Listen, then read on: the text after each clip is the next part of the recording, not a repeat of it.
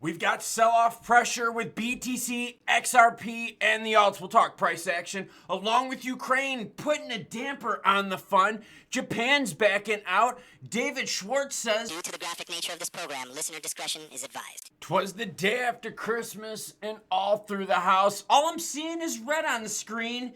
Damn it, this isn't good for crypto with Klaus. No, it's good because I bring you the news whether it's good or bad, happy or sad. And before we get into that, your comments come first because you, the viewer, are the most special person. Jacob and Jackson Gamer says, Merry Christmas, Klaus. Hope you had a great day with your family. I did have a wonderful time with my family, and Merry Christmas to you all. Seriously, the well-wishing, all the good stuff, all the positive vibes the last few days. I cannot be more humbled. James Holton says, screw the Fed owning BTC. The Fed isn't government, it's private, owned by the banks. The Treasury can own BTC, then voters get a vote about adoption.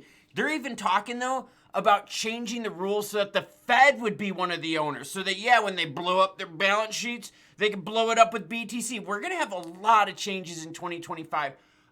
Not just crypto changes either. You're going to see a big shift in financial policies. Bitcoin today, 96,015. ETH is 3351. XRP is at 217. While SWE's at 426. H-bar still looking decent at 28.9, but not where we saw prices at yesterday. XLM as well. XLM was fighting at that 40-cent mark. Yesterday at 38.8, we were happy about that. Now 35.8. ICP, though, still double digits at 10.45. We're going to talk price action at the end. Oh, make it stop. Come on now. I'm so tired of this bullshit. Ukraine promises sanctions over Russia's use of Bitcoin in foreign trade. So is Russia not allowed to do anything? Like, what is the deal here? Russia's like, yo, we're going to use BTC to avoid sanctions. And the Ukraine's like, well, let's just keep sanctioning. How about we just stop all this stuff and stop pissing each other off and learn to live with each other? I am so tired of this. And you know who really gets hurt by sanctions? It's the people. You really think the oligarchs and all those richy riches out there are hurt by sanctions? Hell no, it's the people. They don't get the food, they don't get the funding, they don't get the medication. It's a big mess. Ukraine is gearing up to block Russia's use of BTC and other cryptos in foreign trade. The government in Ukraine has already unveiled plans to impose sanctions and other solutions.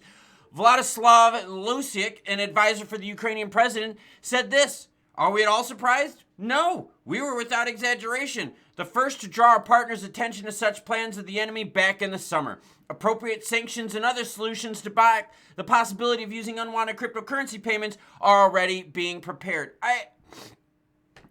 Well, it's so dumb. Like, I get it. Look, we just need to de-escalate all this bullshit around the globe. Speaking of de-escalation, Japan doesn't even want to play the tip. They're pulling out before they even put it in.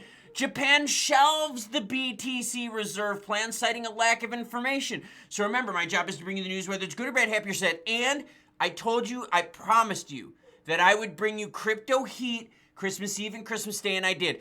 3 videos Christmas Eve, thank you very much, and 2 videos Christmas Day. Japan is putting plans for a national BTC reserve aside at the moment due to lack of information and concerns over volatility.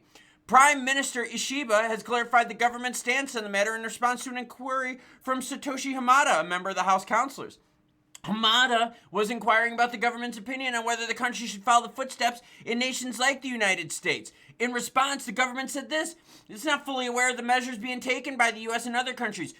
Basically, they're waiting for the U.S. and other countries to get in first. So when we talk about BTC adoption, we talk about crypto juice and crypto money, which, yeah, I know, red up on the screen is not money. Green up on the screen is money. But when we talk about all that juicy action, it's coming in waves. So even Japan is like, look, we're going to let some other players out there be the tip of the spear and be the one that takes the action. Then we're going to wait. Yep, we might not be buying it as low as we could, but we're going to wait till others do it, and then we'll get in. Ishiba also clarified that Japan does not classify cryptocurrencies as foreign exchange assets, and its foreign currency reserves are primarily aimed at stabilizing foreign currency denominated assets. Interesting. So they need some updated action regulatory wise, and they need to see what the United States is doing with their crypto stuff. So you think BTC prices are hot now? Wait until more and more countries pile in wave after wave. Ripple exec David Schwartz take a dig at the SEC on Christmas. Oh, you gotta hear this. Last month, Schwartz sharply criticized the so-called Operation Choke Point 2.0 that was allegedly meant to debank crypto companies. Allegedly, I don't know. A bunch of them were debanked. A bunch of you had banking issues regards to crypto. Brad Garlinghouse himself was debanked, so I don't know if it's really allegedly or if the shit's actually happened. He argued in favor of ending all indirect regulation, arguing it was easy to pressure banks to cut off disfavored businesses. He believes that if the government should go through proper lawmaking processes. Yeah, I agree. Earlier, Schwartz slammed the SEC for failing to come up with clear currency regs. So he said, obviously, the SEC can't tell you what the rules are. If they do, you'll just have to comply with them. Now, what did David say? Did he burn the SEC? Was this a mega burn coming from David Schwartz the day after Christmas? Well, it was technically the day of Christmas. I'm bringing it to you the day after Christmas. Here's what David Schwartz said, and just drop in massive amounts of heat. David Joelcat Schwartz on Twitter. It's all linked in the description below. Merry Christmas to everyone who opposes regulation by enforcement. Oh, God, that was lame as shit. Seriously, David, I don't know what the hell you do to help out XRP. Because honestly, the only thing you're good for is like clickbait titles. Because all this shit you say is dumb AF. Your messages are stupid as fuck. And this, Merry Christmas to everyone who opposes enforcement by regulation. Ugh, fucking dumb, man.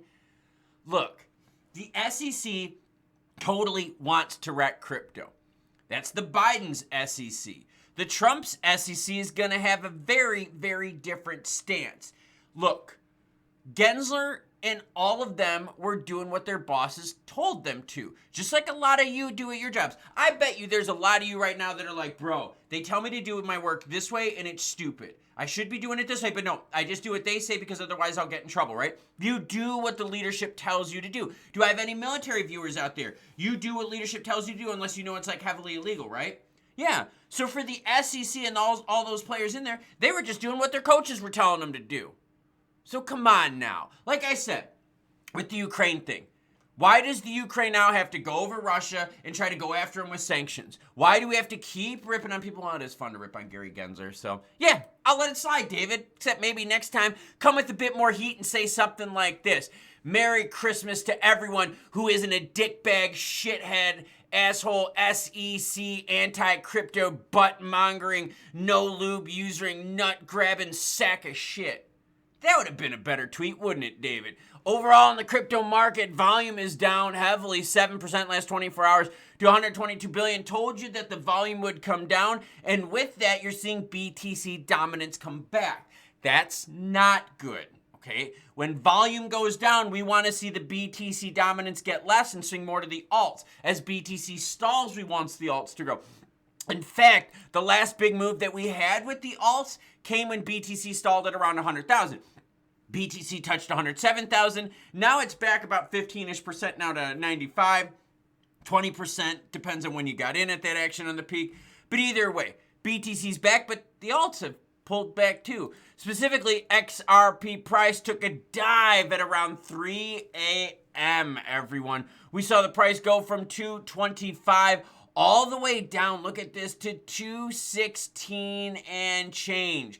Ooh, baby. Let's zoom out just a little bit so we can see this move. Okay, we got a little Christmas pumperoni there, right? A little above 230. XRP's going to fight around 220. I've been telling everyone that. All of this is going to be a fight around 220. Volume for XRP up a little bit, 4.9 billion. I'm happy with that action. Let's take a look at the candlesticks and see how low some of that action got us. But wait. Before we do that, let's see how the Koreans are doing. Yeah, see, the Koreans are still paying the premium right now for XRP. The up-bit XRP Korean won premium's at 223, where everything else in the market is at 217. In fact, check this out. XRP for the Korean exchange up-bit has higher volume than Binance. Yeah, just keep that into perspective. Now, going to those candlesticks, let's take a look at the 15-minute here. And we're going to see that movement that happened around 3 a.m. And, that was painful. Painful. That was within a half hour, okay? Within a half hour, XRP went from 225 to what, everyone? 218. In 45 minutes, it went from 225 to 216. That's a remarkable change.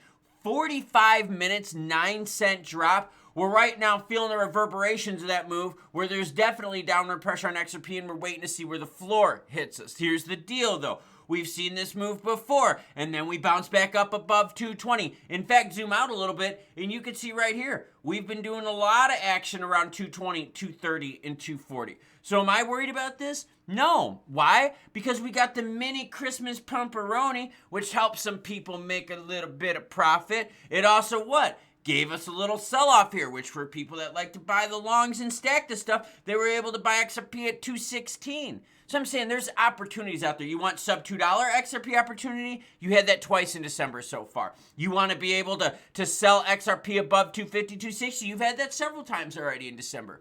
This is good volatility because we know why. The reason why is the global shift. We're going from an anti-crypto global view to a more positive global view of crypto. And remember, countries like Japan are going to be late to the game. They're going to wait for countries like the United States to get in, and then they're going to get in. So like I've been telling you, expect waves and waves of money to flow into the crypto market. Not all at once, right? You're not going to see everything roar at once, but you're going to see waves happen as players start dipping their toes in the water, waiting for the big kids to tell them, hey, it's not too deep to swim in here. Don't worry, bros and gals, you won't drown. You know, one of my big hopes here for the near future is that we can start de-escalating all this drama that we've been seeing with Russia, Ukraine, in the Middle East, and so forth. Because I don't understand it. De-escalation benefits all of us. For real. It really does. And in fact, with cryptos, come on now. Going after Russia because they want to use BTC, you're just hurting the people of that country more. In fact, right? Think of Zelensky in the Ukraine. Does that dude look like he suffered? No, that fucker's flying all over the place. Meanwhile, the people in his country are like in these gray, drab, blown up buildings and crap like that. So it's the people that suffer. What about with Operation Choke Point 2.0? Who really suffered there? It was us, because we saw the crypto industry getting pounded. Meanwhile, they were still making their big money on all their other investments. They were able to debank us while they were able to bank all they want. So I think we should de-escalate a lot of this anti-crypto sentiment. I think we should de-escalate a lot of this Middle East and Russian-Ukraine action. We could all use a little bit of chilling out and a little bit of clear thinking. Now, Japan is saying, yo, we really need to chill out because we need to see what the USA and others do before we jump in. See, they don't want to take the risk that Trump in the US does. And like I told you before, that group of people out there, whether they're countries, companies, or states that don't want to take that risk, their money's going to sit on the sideline. And it's going to sit on the sideline for a long time until the water is just right and they're like, you know what? We're not going to bag big profits, but we're going to bag enough. So these moves will come in waves and I will be able to bring them to you. So hit the subscribe button and notification bell because as I proved to you, I'll bring you the news during Christmas Eve and Christmas Day. I'll probably be bringing you the news too on New Year's Eve and New Year's Day. Choo choo, bitches.